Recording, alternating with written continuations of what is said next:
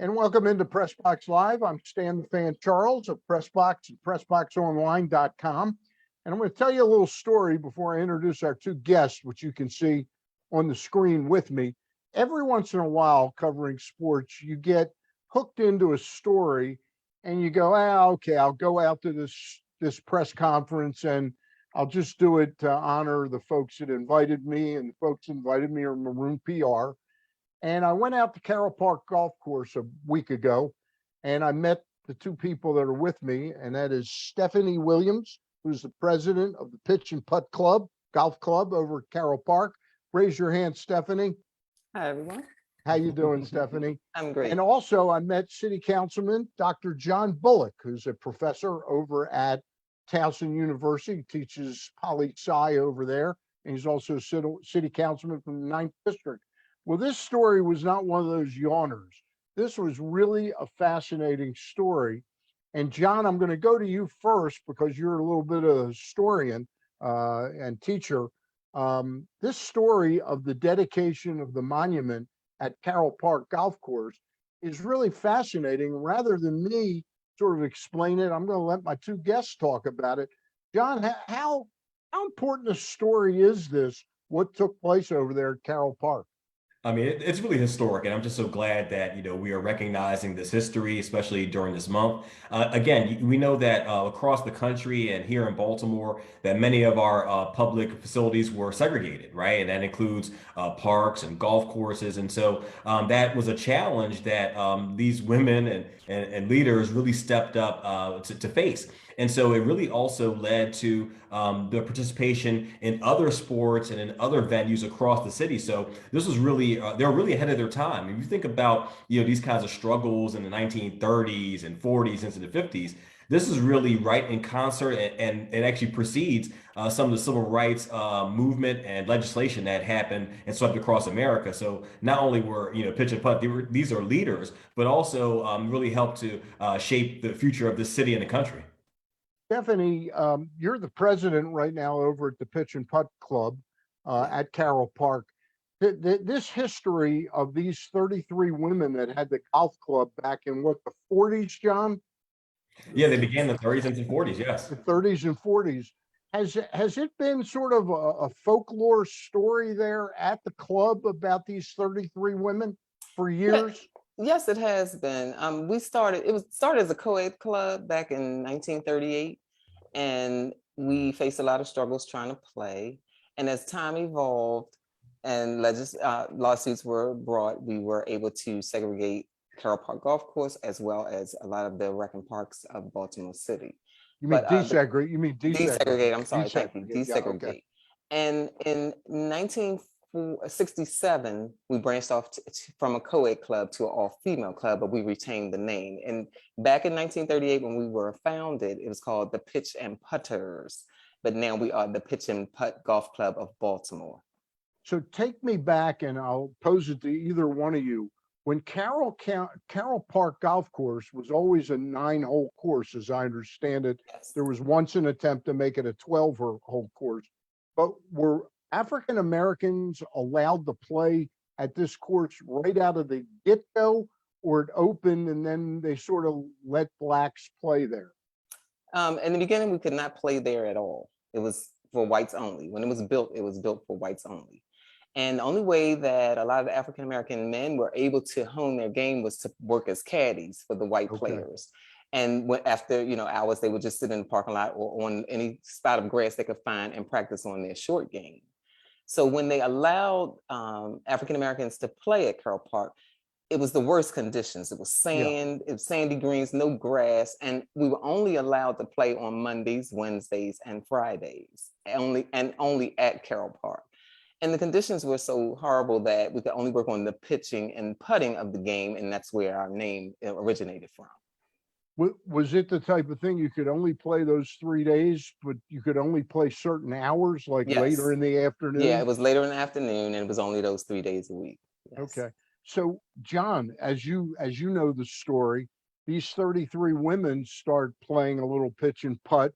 And how do they form this club?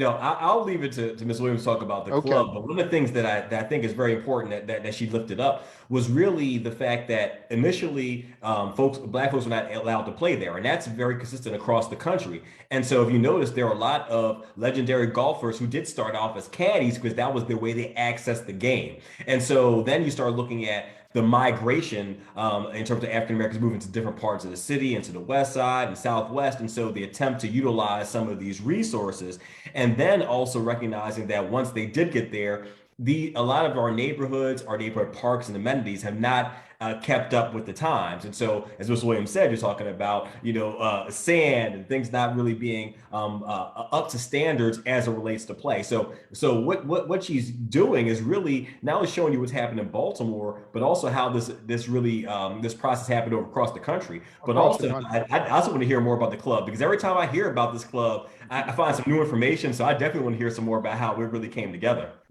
Right. Stephanie, how did the club really start? I know you characterized it a little bit, but how did it become a club? Okay, well, And was the club aspect of it what really became important, because it almost served as a class action of these 33 women and other people, the Black, to be able right. to desegregate the courses? So it all began with the love of golf, and they just wanted to be able to play. And because we weren't allowed to play on certain courses, they would travel up and down the East Coast just in the backseat of cars, just trying to play anywhere they could play, to jump in tournaments and earn a little dollar. Because back then, that's all about the prize they were getting. So it was just really the love of the game, and these people were so committed to the game of golf that they persevered and they strived to have access to it, because by some of the men being caddies, they saw how golf courses should look, Yeah, and they saw the conditions and what they should be, and they felt it was very unfair that we had to play under these horrible conditions, all about this game we love. And all we wanted to do was hit this little ball and get it into the hole as little strokes as possible. So it was really the love of the game that kept the club going all of the years. And over the years, it may have been 30 people, it may have been 50 people, and our actual club had dwindled down to close to 15 members. And so people just revitalized it, and we tried to reach out to different people to try to build the club up through the years. And some of the stories that I hear from the older golfers just solidifies how it was just the love of the game that kept everyone going. now I don't want to miss the history, some stuff that I want to talk to Dr. Bullock about, Mhm. and you about, Stephanie. But we met one of the, what I would call, older golfers today, but I'm imagining she wasn't a member of the club when it started, but that Right. was Maddie Gaines, who's now 88 years old, I think you told Yes. me.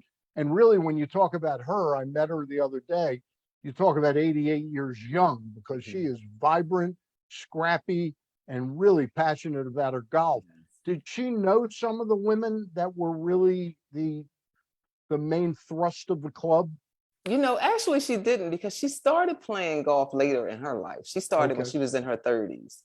But she had always heard stories of, from the people who were in the club before her, about these courageous and persevering people who, helped to bring the club up. So she didn't know any of like the original members. And although we did have a inactive member who is, if you will visit our website, it's a picture of the original club. And it's a okay, little young lady in the club, and she was actually in the golf club, but she just has not been playing recently. okay. So she only had stories of, because she says she was raised at Carroll Park because her parents were both in the Pitch and Putt Golf Club, and she was at the golf course every day. So yeah. Dr. Bullock, Councilman Bullock, I'm wondering if you know much about the history of kind of, what what pushed what pushed forward the effort to desegregate. There must have been lawsuits. And who was the mayor? And was the mayor or more the governor that had a response to this? Can you tell us a little bit about that? Well, just thinking back, in time, one, there were a number of lawsuits as it related to golf courses. There was also lawsuits around the Forest Park golf course, and so you had folks like Willie Adams and Victorine Adams as well. And so you have this whole history of not only male leadership but also female leadership, which I thought was very important. And this also really coincides with politics in the city. And so you also had, a mayor for quite some time who did wind up becoming governor, which is Theodore McKeldin. That's And what I that thought also, it would be, that also McKelvin. creates a very interesting space because, as mayor, and I would note he's the last Republican mayor that's been of the city.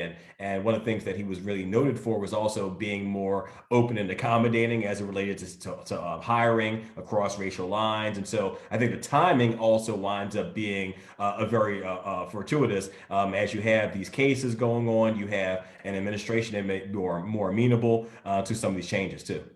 It really it comes alive to me, and I envision like a movie, being made of this story of these 33 women that got this through.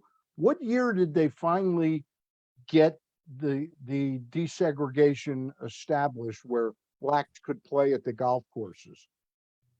I believe it was 1942. From our research, that's what we see, that the Monumental Golf Club and the representatives of Morrill Park, which is the Right. surrounding area, they went to the African American newspaper and started a campaign to try to get these courses open, and as well as other rec and parks in the city of Baltimore. So I believe it was really 1942 when access was open to everyone. Dr. Bullock, go ahead. Go No, I was ahead. going to say, Ms. Williams, I'm glad that you mentioned also newspapers. So the Baltimore Afro-American, again, played a significant role in terms of this movement and others. So I'm glad you mentioned that too. Yes. I'm just curious, was that consistent, Dr. Bullock, with what you understand when desegregation started to happen to golf courses and public facilities all around the country? Was it in the 40s, or did it Well, wait a lot later? Obviously, we know about, the Selma, Alabama and things Mhm. of that nature. But for golf courses, is that pretty consistent with what you know? Actually, this is more of a trailblazing piece, right? Because again, we're talking about in the 30s and the 40s, and you don't even have, for instance, the Civil Rights Act in 1964, then the Voting Rights Act in 1965. And so, in terms of public accommodations, this is unheard of. And again, you're thinking about a place like Baltimore that is right below the Mason-Dixon line. So, even we talk about the sport of golf. I mean, if we think about Augusta, we think about other places across the country that have had that racially restrictive history. So I would say, this is really a pioneering piece and really kind of set the stage for other golf courses, particularly in the southern United States. Stephanie, I want to swing back to current days. Now, we had the unveiling of the monument last week out there. How long has that been coming? In other words, is this something that you were raising funds for over 18 months, or was it 3 years? When was the decision made that, hey, we got something here significant enough to really put our stake in the ground that this was important? Right. Well, we celebrated our 80th anniversary back in 2018. Okay. And the membership committee chair, Ms. Brenda Goburn Smith, was investigating because she knew it was a story with Carroll Park and Pitch and Putt. And she really dug into it, and she got into information about the Maryland Historical Society, and she found the story to be very intriguing. So when she was setting up the anniversary celebration, we had several tournaments and we had a big banquet. She decided that we need to put our mark in the city and put a physical, tangible monument there so people can see, generations following us will be able to see that with perseverance and love of something, you can make things happen. So we raised all of the funds independently through Pitch and Putt Golf Club. All thanks to all of our members and some other supporters, we received donations. And so this project we had been involved in this project for the past 4 years. So it took us to this point to get to this actual monument. Councilman Bullock, you're the 9th district. Is that where the golf course sits, in the 9th district? So interestingly, Carroll Park is on the border of the ninth and the 10th district. And so Okay. when you first enter the park, you're right at the ninth district. And by the time you get to the golf course, you're in the 10th district. And so actually some great conversations with council member Alicia Porter. And so Ms. Williams, I know I'm going to get you guys in contact. She's really excited, to really be engaged because, we all look at Carroll Park as a whole as a great resource in the community. And so I'm a runner. I run races there with my sons, and so it's great for them. But we want people to understand this is a resource, right? So whether you're on the ninth district side or the 10th district side, male, female, seasoned, younger, we want folks to look at this as a resource and a gem in our community. And the fact that there's so much history there and there's a great marker for that is awesome. Stephanie, your thoughts on that? I think that's fantastic. I mean, because Yeah. that was what we wanted to do, just leave a legacy for the next generation. All right. How vibrant is the club today? Is the club today as vibrant as it was back when it started? I would They say they so. don't have they don't have that same thing pushing them Right. politically, but I'm wondering if they still have the passion for the golf and how many women are in the club today. Yeah, we have 33 members on the roster that play, and we play every second and fourth Sunday between April and October. We'll be traveling from Maryland, Delaware, DC, Pennsylvania to play golf. And everyone in the club is still excited about the game of golf. You're always trying to beat your lowest score. And we have a big turnout every time we go out for a play date. We have a nice turnout. We have at least 20 golfers show up for that. And so every time we go around, we have on our club colors, our club shirts, and we always representing pitch and putt, and we always representing the city of Baltimore. Now I know you're president of the Pitch and Putt Golf Club, but are you a golfer today? Oh yes, love the Okay. game. What is it about the game that you love and you think these women loved about the game? I think it's all about being outdoors, having the sisterhood with this club, and just a lot of people, when they get into golf, they don't think they're going to like it, but it's very addictive once you get Yeah. into it, and it's all about a personal achievement. You're trying to beat the people that you're playing with, but you're really trying to beat your lowest score. And I'm just like, if I could play golf every day, that's what I would be doing. So, but with the weather here, that's not always possible. But we do go out as much as we can. And even though we play with the club on the second and fourth Sunday, we hook up with a couple ladies and we'll play during the week or any off weeks that we have. So we are still very enthusiastic about the game. Councilman, are you a golfer?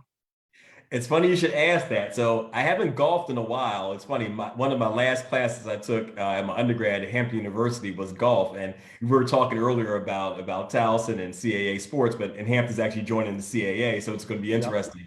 But I haven't played in a while, but I've had a couple of friends and fraternity brothers invite me out, so I might have to dust off the clubs and get back in the mix. I've been been running recently, but one of the beautiful things I thought was said at that event was that if you take care of yourself, it's a sport that you can do for the rest of your life, right? Yeah. And I think that's the great thing about making the sport accessible for young people, for folks that are more seasoned. And so I'll take that as a little bit of a nudge to get back out there. I mean, that story, Stephanie Williams is our guest, along with Councilman Dr. John Bullock from the 9th District of Baltimore City. But Stephanie is the president of the Pitch and Putt Club there at Carroll Park.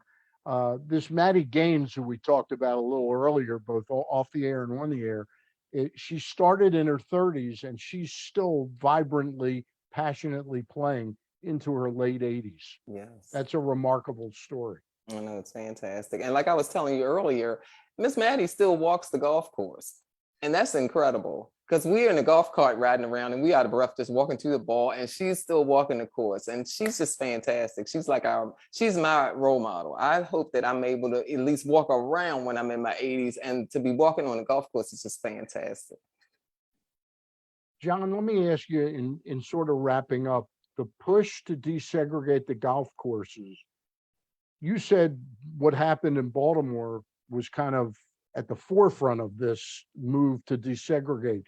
Was the efforts to desegregate golf courses at the forefront of what desegregation was back in those days, or am I wrong on the history that there were other larger efforts going on to desegregate other things, or did the push to desegregate golf in some ways open other doors? Well, some of them are related, right? So, for instance, if you look at the timing of some of the desegregation of golf courses, it's also right around the time the school desegregation push is happening, right? So, for instance, you have Brown versus Board of Education in 1954, but Right. also there were a number of cases prior to that. And even with that Supreme Court case, there were a number of cases from Virginia and from other places around the country, including Topeka, Kansas, that were part of that case. And so there was already a fervor around desegregation, and so recreation and schools are very much close. In many cases, we see that recreation centers are close to schools and close to parks, and so all of that was really happening in concert. But the fact that this happened in the 40s, it really predates some of the other victories that happened later on. All right. Hey, I thank you both so much for coming on and explaining to our viewers and myself the real history involved with what took place last week with the dedication of that monument about Carroll Park Golf Course and the Pitch and Putt Club, the ladies that started that club that actually spurred on the move to desegregate the golf courses, the local courses in Baltimore, public golf course. No, thank you Thank for you very covering much. it. Thank you for Yes. covering it. Just want to say, you use the term, Stephanie Williams, use the term role model. You ladies, that club, role models, right? Not only them, but also now. So definitely want to give you your flowers in that regard. Oh, thank you so much. I really appreciate you all for your interest in this story. And it's been a long time coming for this monument. We're just so grateful that we've gotten all this coverage, and we are so happy that we can, make our mark in the city. I can just tell you though, I'm serious. I'm not trying to overblow it. It's probably in the grand scheme of things, it's not as important as the film made about the Black women that helped to design the nuclear weapon. What was that called? I'm Oh, Hidden Figures. Hidden Figures. Hidden Yes. Figures. But it rings sort of true that these women back then were sort of hidden figures that were really propelling this movement forward. So I thank you both for coming on and Oh, appreciate thank it. you. Okay, Thank thank you. Thank you very much. Again, Black History Month. This is a great, great story. Thank you, John Bullock, Councilman Bullock, and Stephanie Williams. All right.